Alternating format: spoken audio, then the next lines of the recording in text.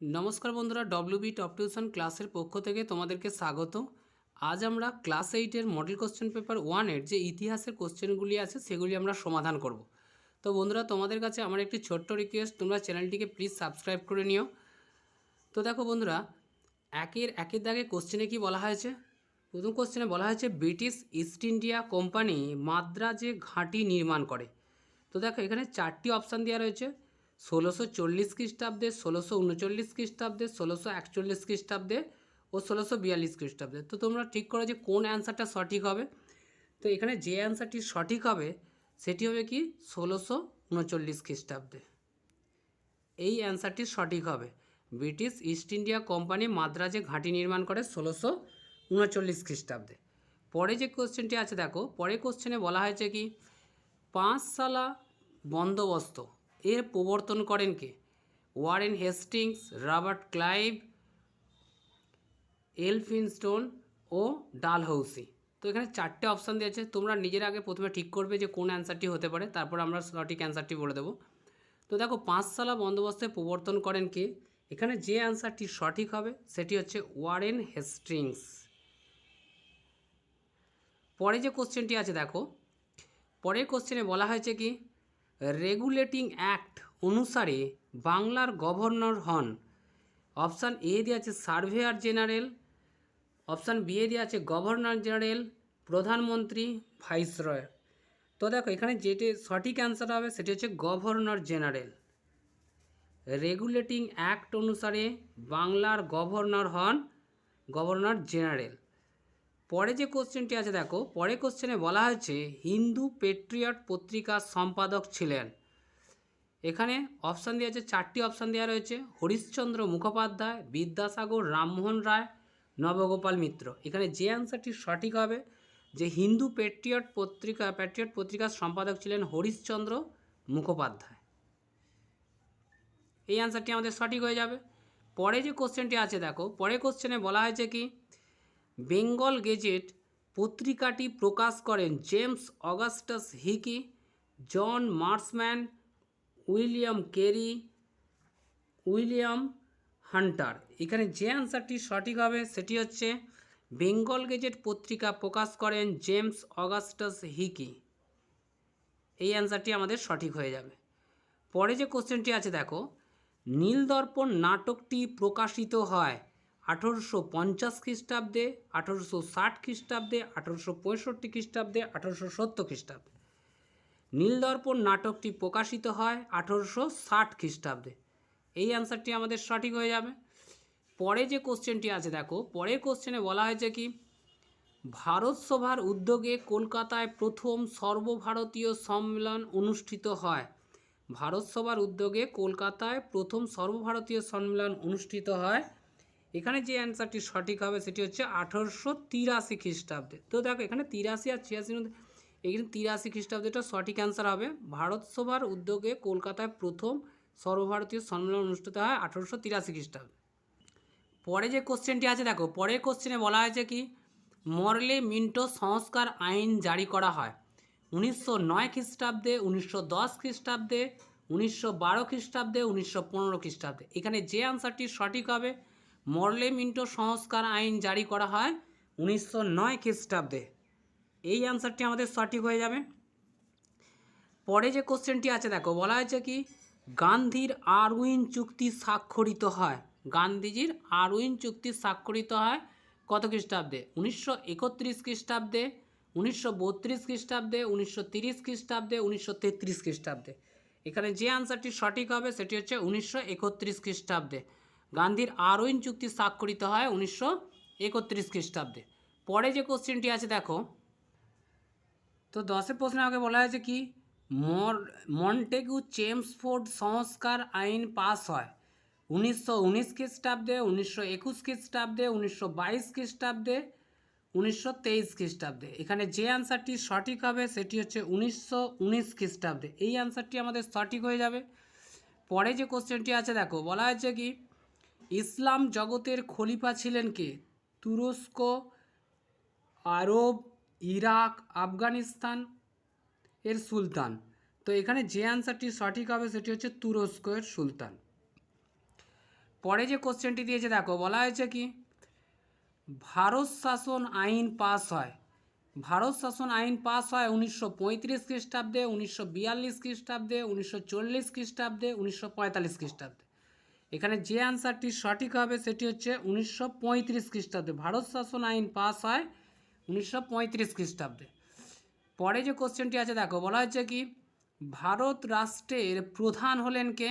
ভারত রাষ্ট্রের প্রধান হলেন মুখ্যমন্ত্রী, রাজ্যপাল, প্রধানমন্ত্রী, রাষ্ট্রপতি। এখানে যে অ্যান্সারটি সঠিক হবে সেটি হচ্ছে কি ভারত রাষ্ট্রের প্রধান হলেন রাষ্ট্রপতি। এই অ্যান্সারটি আমাদের সঠিক হয়ে যাবে। পরে যে কোশ্চেনটি দিয়েছে দেখো, বলা হচ্ছে কি সাধারণতন্ত্র দিবস পালিত হয় 28শে জানুয়ারি, 26শে জানুয়ারি, 26শে মার্চ ও 22শে এপ্রিল। এখানে যে অ্যান্সারটি সঠিক হবে সেটি হচ্ছে কি 26শে জানুয়ারি। সাধারণতন্ত্র দিবস পালিত হয় 26শে জানুয়ারি। তো বন্ধুরা দেখো, আমরা একের দাগের সাথে এই 5এর দাগের কোশ্চেনগুলি সমাধান করে দিচ্ছি। এর পরের সেটে আমরা 2-এর দাগের সাথে 4-এর দাগেরগুলো সমাধান করে দেবো। তো দেখো এখানে 5-এর একের দাগে কী বলা হয়েছে, বলছে সমাজ সংস্কারক রূপে ঈশ্বরচন্দ্র বিদ্যাসাগরের অবদান কী ছিল। এই কোশ্চেনের অ্যান্সারটি তোমরা এখান থেকে লিখবে।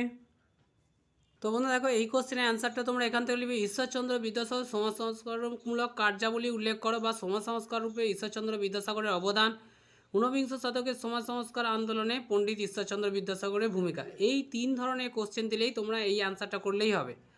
তো দেখো বলছে ঊনবিংশ শতকে ভারতে কুসংস্কার আচ্ছন্ন সমাজ ব্যবস্থার বিরুদ্ধে যে প্রগতিশীল উদারপন্থী মনীষীগণ আন্দোলন করেছিলেন তাদের মধ্যে অন্যতম ছিলেন ঈশ্বরচন্দ্র বিদ্যাসাগর। বিদ্যাসাগরের সমাজ সংস্কার আন্দোলন, বিধবা বিবাহ।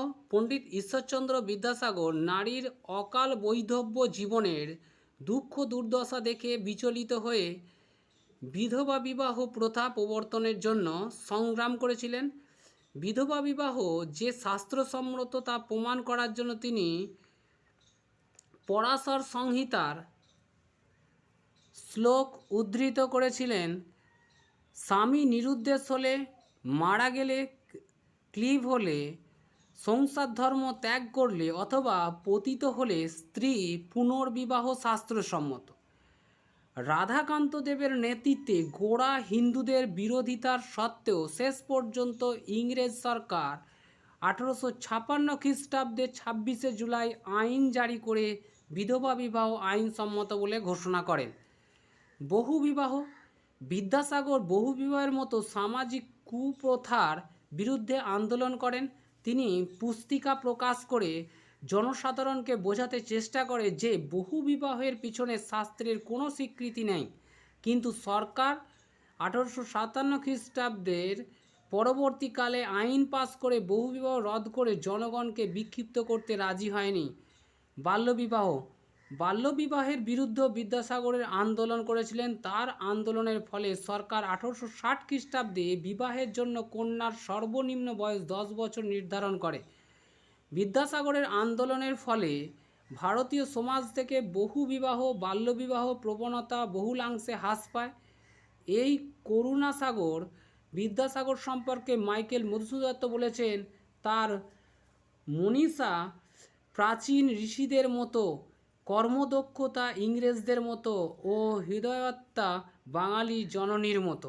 তো দেখো, এটা যেহেতু রায়মার্টিনের সহায়িকা থেকে অ্যান্সারগুলো বলে দিয়েছে, যাদের কাছে রায়মার্টিন সহায়িকা রয়েছে তোমরা এই 143 নম্বর পেজে গিয়ে তোমরা এই 4-এর যে কোশ্চেনটি আছে সেটা পড়লেই হবে। তোমরা 143 নম্বর কোশ্চেনে এই অ্যান্সারটি 143 নম্বর পাতায় পেজ নম্বরে 143-এ তোমরা এই অ্যান্সারটি পেয়ে যাবে। পরে যে কোশ্চেনটি আছে দেখো, পরের প্রশ্নে বলা হয়েছে নীল বিদ্রোহের কারণ ও ফলাফল আলোচনা করো।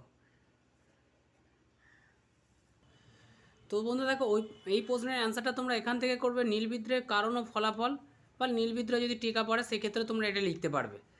কি বলা হয়েছে, ইংল্যান্ডের বস্ত্রশিল্পের বিপ্লব হলে রঞ্জক দ্রব্য হিসাবে নীলের চাহিদা বেড়ে যায়।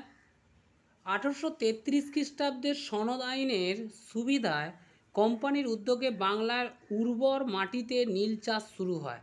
নীল চাষকে কেন্দ্র করে চাষিদের মধ্যে ক্ষোভ দেখা দেয়। কারণ দাদন, এই ক্ষোভের কারণ কী ছিল? প্রথম কারণ ছিল যে দাদন। নীলকর সাহেবেরা নীল চাষের জন্য যে বে এলাকা বা রায়তি চাষ বেশি পছন্দ করত। এই পদ্ধতিতে রায়ত বা চাষির জমিতে চাষির পরিশ্রমে নীল চাষ করা হতো। এর জন্য চাষিকে অগ্রিম টাকা বা দাদন দেয়া হতো। এর পরিমাণ ছিল বিঘা প্রতি 2 টাকা। এই টাকায় চাষের খরচ মিটত না। আবার উৎপন্ন নীল কম দামে বিক্রি করতে চাষি বাধ্য হতো। চাষি ইচ্ছামতো খাদ্যশস্য চাষ করতে পারতো না। দাদনের টাকা সুদে আসলে বেড়ে চলতো।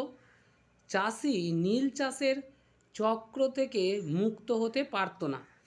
নীলকরদের অত্যাচার। কোনো চাষি নীল চাষ করতে অনিচ্ছুক হলে নীলকররা তার উপর অত্যাচার করত, যেমন দৈহিক নির্যাতন, বলদ কেড়ে নেওয়া, ঘরবাড়ি ভাঙচুর, আগুন লাগিয়ে দেওয়া, ছেলেমেয়েদের আটক করা ইত্যাদি। প্রশাসনের ভূমিকা। নীল চাষিরা প্রশাসনের কাছে প্রতিকার প্রার্থনা করে নিরাশ হয়। আদালত নীল চুক্তিকে বৈধ বলে ঘোষণা করে। প্রত্যক্ষ কারণ যেগুলি ছিল সেগুলি হচ্ছে কি, দুটি সরকারি ঘোষণা নীল চাষিদের উৎসাহ দান করে, যথা 1859 খ্রিস্টাব্দে বারাসতের ম্যাজিস্ট্রেট অ্যাশলি ইডেন ঘোষণা করেন কোনো চাষি তার জমিতে নীল চাষ করবে কিনা সেটা তার নিজস্ব সিদ্ধান্ত, এ বিষয়ে তার উপর জবরদস্তি করা যাবে না। 1859 খ্রিস্টাব্দে 17 আগস্ট পুলিশ কর্মীদের নির্দেশ দেওয়া হয় কোনো নীলকর অনিচ্ছুক চাষিকে নীল চাষ যাতে বাধ্য না করতে পারে সেদিকে লক্ষ্য রাখতে হবে। এই সমস্ত কারণে ফলশ্রুতিতে নীল চাষিরা জোট বাঁধে। দিগম্বর বিশ্বাস ও বিষ্ণুচরণ বিশ্বাসের নেতৃত্বে নীল চাষিদের বিদ্রোহ শুরু হয় 1859 খ্রিস্টাব্দে। ফলাফল: বাংলার ছোটলাট পিটার গ্র্যান্টের কাছে নীল চাষিদের আবেদনের পরিপ্রেক্ষিতে নীল তদন্ত কমিশন গঠিত হয়। কমিশন নীল চুক্তি আইন বাতিল করে নীল চাষিদের স্বেচ্ছাধীন করে। 3. নীল চাষিদের এই আন্দোলন বাংলাদেশের জাতীয়তাবাদ সৃষ্টিতে সাহায্য করে। তো বন্ধুরা দেখো, যাদের কাছে রায়মার্টিন সহায়িকা রয়েছে, তোমরা সহায়িকার এত নম্বর পেজে গিয়ে এই অ্যান্সারটি পেয়ে যাবে, অর্থাৎ 151 নম্বর পাতায় তোমরা এই অ্যান্সারটি পাবে। আর যাদের কাছে সহায়িকা বই নেই, তোমরা এখান থেকে দেখে নোটটি তুলে নেবে। তো দেখো 4 নম্বর যে পয়েন্টটি বলা হয়েছে, একই পেশায় আবদ্ধ চাষিদের ঐক্যবদ্ধ আন্দোলন সফল হয়। 5. দীনবন্ধু মিত্রের নীলদর্পণ নাটক রচনা, হিন্দু প্যাট্রিয়ট পত্রিকার সম্পাদক হরিশচন্দ্র মুখোপাধ্যায়ের অকাল মৃত্যু, পাদরি জেমস লংয়ের কারাবাস বাঙালি জনমানসে আলোড়ন সৃষ্টি করে। পরে যে কোশ্চেনটি আছে দেখো, পরের প্রশ্নে বলা হয়েছে কি, 2 নম্বর প্রশ্নে আমরা পাবো নরমপন্থী ও চরমপন্থীর কাদের বলা হতো। এই কোশ্চেনের অ্যান্সারটা তোমরা এখান থেকে করবে। তো বন্ধু দেখো, এখানে কী আছে, নরমপন্থী ও চরমপন্থী কাদের বলা হতো। ভারতীয় জাতীয় কংগ্রেসের মধ্যে মতাদর্শগত পার্থক্যের জন্য 2 গোষ্ঠীর উদ্ভব হয়েছিল, নরমপন্থী ও চরমপন্থী। 1885 খ্রিস্টাব্দে ভারতীয় জাতীয় কংগ্রেসের প্রতিষ্ঠিত হয়। এখানে শর্ট কোশ্চেন হিসেবে আসতে পারে যে জাতীয় কংগ্রেস কবে প্রতিষ্ঠিত হয়, 1885 খ্রিস্টাব্দে। তার পরবর্তী শাসক ইংরেজদের কাছ থেকে দাবি আদায়ের মতো ও পদ্ধতি নিয়ে কংগ্রেস সদস্যদের মধ্যে বিরোধের ফলে নরমপন্থী ও চরমপন্থী গোষ্ঠীর সৃষ্টি হয়েছিল। নরমপন্থী ভারতীয় জাতীয় কংগ্রেসের প্রথম পর্বের নেতৃত্ববৃন্দের মধ্যে যারা ব্রিটিশ সরকারের কাছে নিবেদনের নীতির মাধ্যমে দাবি আদায়ের পক্ষপাতী ছিলেন তাদের নরমপন্থী বলা হয়। নেতা কংগ্রেসের নরমপন্থী নেতাদের মধ্যে উল্লেখযোগ্য কয়েকজন হলেন উমেশচন্দ্র বন্দ্যোপাধ্যায়, দাদাভাই নৌরোজি, বদরুদ্দীন তৈয়বজি, গোপালকৃষ্ণ গোখলে ও ফিরোজ শাহ মেহতা প্রমুখ। উদ্দেশ্য কংগ্রেসের নরমপন্থী নেতাদের উদ্দেশ্য ছিল জাতি, ধর্ম, বর্ণ, ভাষা, প্রাদেশিকতার ঊর্ধ্বে উঠে ভারতীয়দের মধ্যে জাতীয়তাবোধ গড়ে তোলা, সাম্রাজ্যবাদী ব্রিটিশ সরকারের শোষণ ও অপশাসনের চরিত্র জনগণের কাছে উন্মোচন করা প্রভৃতি। চরমপন্থী নরমপন্থী নেতাদের আবেদন নিবেদনের নীতির ব্যর্থতা ও কার্যকলাপের বিরুদ্ধে কংগ্রেসেরই একদল নেতা প্রতিবাদ করে। এরা ভারতের স্বাধীনতার জন্য ব্রিটিশদের বিরুদ্ধে বলিষ্ঠ প্রতিবাদ গড়ে তোলেন। পক্ষপাতী ছিলেন কংগ্রেসের এই গোষ্ঠী চরমপন্থী নামে পরিচিত।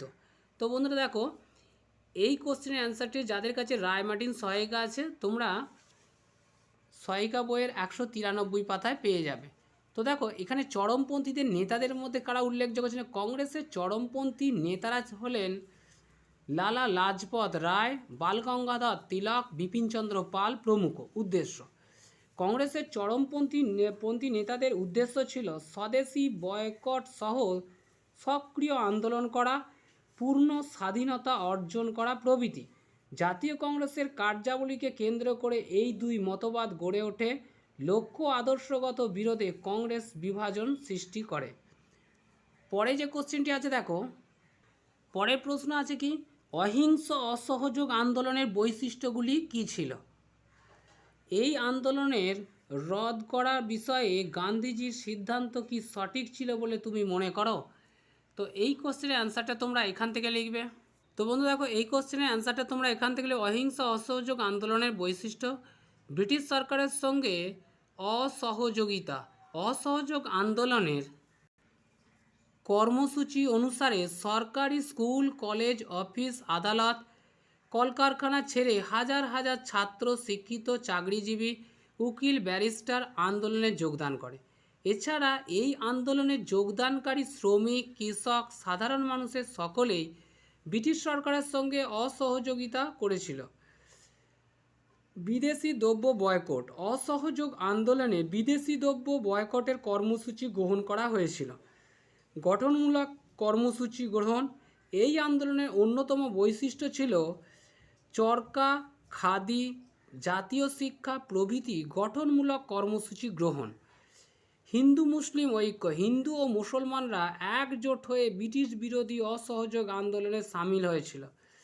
সমাজ কল্যাণ। অস্পৃশ্যতা দূরীকরণে, মাদকদ্রব্য বর্জন, নিম্নবর্গের মানুষদের সমাজ ও শিক্ষায় অংশগ্রহণের সুযোগ সৃষ্টি ইত্যাদি সমাজ কল্যাণমূলক বৈশিষ্ট্যগুলো ছিল অন্যতম। অসহযোগ আন্দোলন রদ করার বিষয়ে গান্ধীজির সিদ্ধান্ত সম্পর্কে মতামত। চৌরি চৌরার ঘটনা।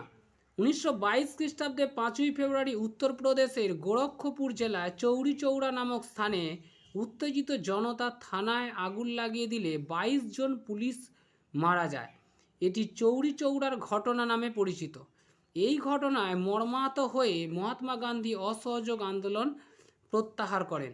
অসহযোগ আন্দোলন প্রত্যাহারের সিদ্ধান্তে মহাত্মা গান্ধীর সঙ্গে আমি একমত, কারণ গান্ধীজির আন্দোলন ছিল অহিংস আন্দোলন, কিন্তু চৌরি চৌরার ঘটনা ছিল হিংসাত্মক। 2. নিরস্ত্র দেশবাসী হঠাৎ হিংসায় আশ্রয় নিয়ে আন্দোলন শুরু করলে ব্রিটিশ সরকারও দমন নীতি অনুসরণ করত, ফলে দেশ হিংসার রক্তে নিমজ্জিত হতো। 3. আন্দোলনের ফলে স্কুল কলেজ বন্ধ থাকায় অভিভাবকরা ক্ষুব্ধ হচ্ছিলেন।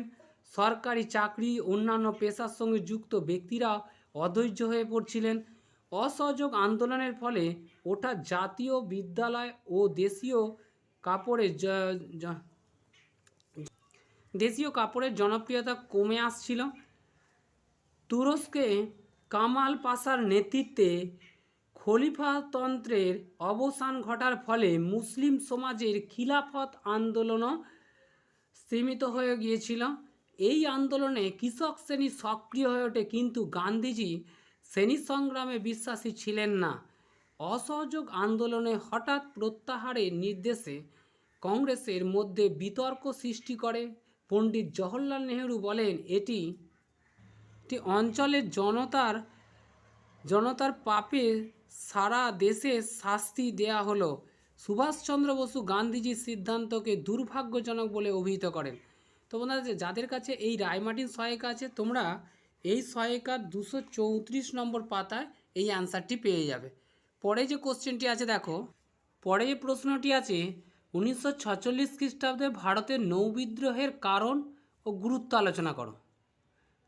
তো বন্ধুরা এই কোশ্চেনের অ্যান্সারটা তোমরা এখান থেকে পড়বে 1946 খ্রিস্টাব্দে ভারতের নৌবিদ্রোহের কারণ ও গুরুত্ব আলোচনা করো। এই কোশ্চেনটি অন্যভাবে আসতে পারে, নৌবিদ্রোহ কোথায় শুরু হয়েছিল, এই বিদ্রোহের গুরুত্ব কী, নৌবিদ্রোহের কারণগুলি লেখো। এই তিনটে প্রশ্ন দিলে তোমরা এই অ্যান্সারটি লিখতে পারবে। তো দেখো বলা হয়েছে কি ভারতের স্বাধীনতা সংগ্রামের শেষ পর্বে এক উল্লেখযোগ্য গণ আন্দোলন হলো 1946 খ্রিস্টাব্দের নৌবিদ্রোহ। বিদ্রোহের সূচনা, তো দেখো বিদ্রোহের সূচনা 1946 খ্রিস্টাব্দে 19শে ফেব্রুয়ারি বোম্বাইয়ের রয়্যাল ইন্ডিয়ান নেভির তলোয়ার নামক জাহাজে নাবিকরা বিদ্রোহ ঘোষণা করে, কারণ ব্রিটিশ সরকার এই জাহাজের রেডিও অপারেটর বলাই দত্তকে দেশাত্মবোধক স্লোগান দেওয়ার অপরাধে পদচ্যুত করে। তখন নাবিকরা ব্রিটিশ সরকারের পতাকা ইউনিয়ন জ্যাক নামিয়ে ত্রিবর্ণ রঙিন পতাকা তুলে বিদ্রোহ ঘোষণা করে। এম.এস. খানের নেতৃত্বে এই বিদ্রোহ বোম্বাইয়ে প্রায় 20,000 নৌসেনা অংশগ্রহণ করে।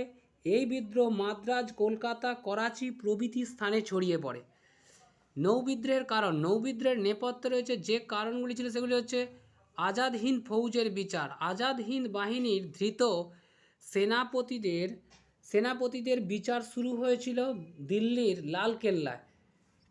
এর ফলে সেনাপতি ও সৈন্যদের আত্মত্যাগ ও বীরত্বপূর্ণ লড়াইয়ের কাহিনী প্রচারিত হয় এবং নৌবাহিনীর সেনারা উদ্বুদ্ধ হয়ে বিদ্রোহ ঘোষণা করে। নিম্নমানের খাদ্য সরবরাহ, নৌবিদ্রোহের অন্যতম প্রধান কারণ ছিল ভারতীয় নৌসেনা ও নৌ কর্মচারীদের জন্য নিম্নমানের খাবার সরবরাহ করা। ভারতীয় নৌসেনারা এর ফলে প্রতিকারের জন্য বারবার আবেদন করলেও কোনো ফল হয়নি, তাই তাদের মধ্যে ক্ষোভ সৃষ্টি হয়েছিল।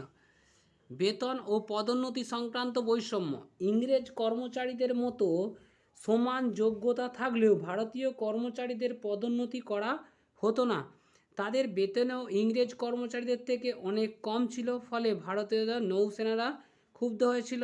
ভারতীয়দের প্রতি ব্রিটিশ কর্মচারীদের দুর্ব্যবহার, ইংরেজ কর্মচারীরা ভারতীয় নৌসেনাদের গালিগালাজ ও অপমান করত।